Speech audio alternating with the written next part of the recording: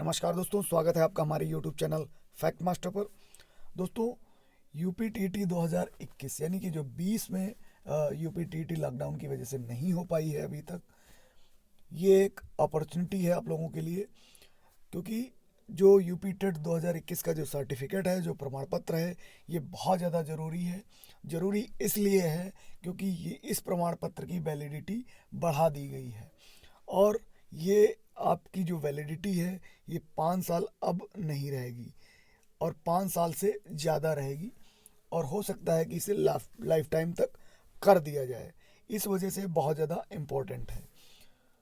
जो अभ्यर्थी पिछले यूपी टेट में जिनके कम नंबर थे, वो इस बार स्कोर कर सकते हैं।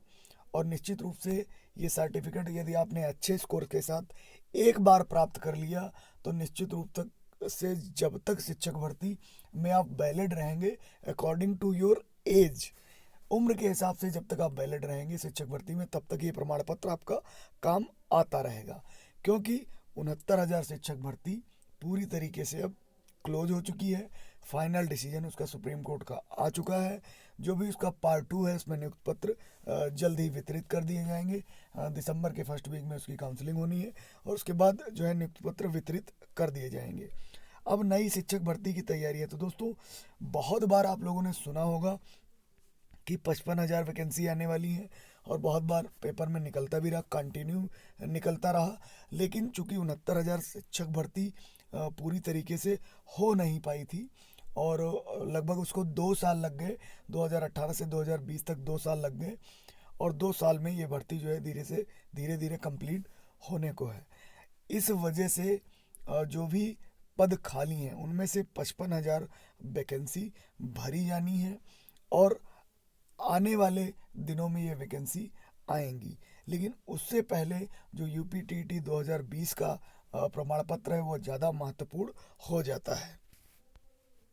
दोस्तों, यूपीटीटी 2020 जो है वो फरवरी के अंत तक इसकी परीक्षा संभावित है। लेकिन हो सकता है थोड़ा सा इसमें डिले भी हो जाए।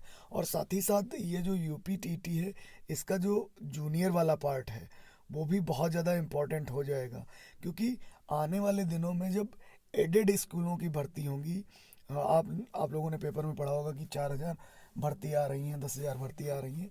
और जितने भी एडेड कॉलेज उत्तर प्रदेश में हैं, उसमें जब भर्ती होगी तो निश्चित रूप से जूनियर का जो टेट है वो बहुत ज़्यादा इम्पोर्टेंट हो जाएगा। इस वजह से जूनियर की भी तैयारी आप लोग करते रहें।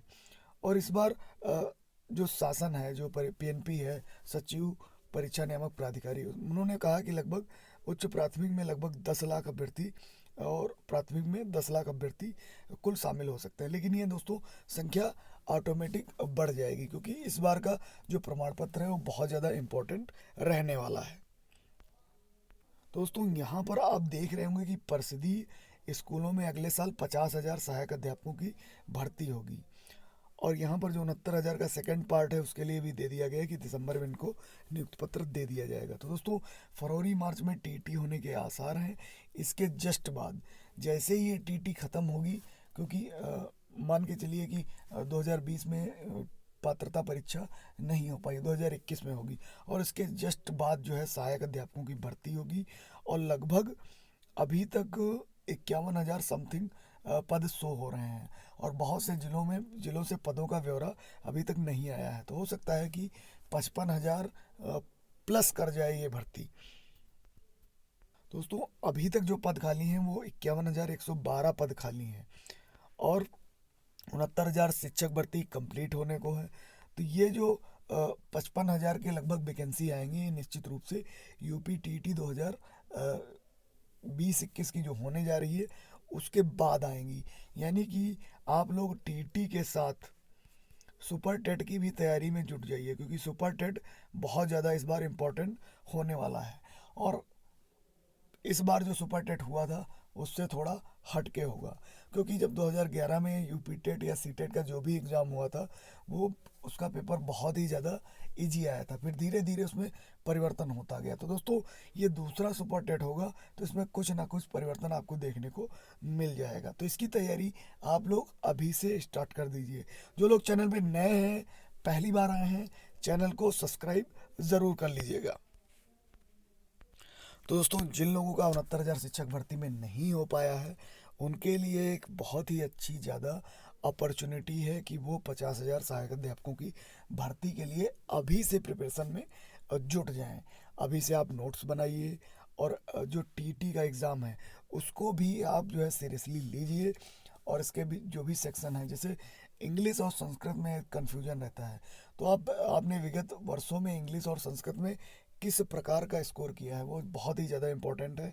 तो आप लोग निष्कर्ष ये निकालिए, पिछले स्कोर से आप देखिए कि इंग्लिश में आप अच्छा कर रहे हैं या आप संस्कृत में अच्छा कर रहे हैं। वैसे जो संस्कृत है उसमें थोड़ा सा ज़्यादा नंबर अभ्यर्थियों को मिल जाते हैं, खासतौर से जो उत्तर प्रदेश के अभ्यर्थी हैं, क्योंकि हिंदी और संस्कृत में बहुत सारी चीज़ें जो है आपस में मैच खाती हैं। तो इंग्लिश में यदि आप अच्छा कर रहे हैं तो आप इंग्लिश ले सकते हैं, संस्कृत में यदि आप अच्छा कर रहे हैं तो संस्कृत ले सकते हैं। तो दोस्तों, बने रहिए हमारे साथ, देखते रहिए हमारे चैनल को और इस वीडियो को ज़्यादा से ज़्यादा लोगों तक शेयर कीजिए। चैनल पे पहली बार आए हैं तो सब्सक्राइब ज़रूर कीजिएगा। जल्दी मिलेंगे एक नए इन्फॉर्मेटिव वीडियो में, तब तक के लिए नमस्कार।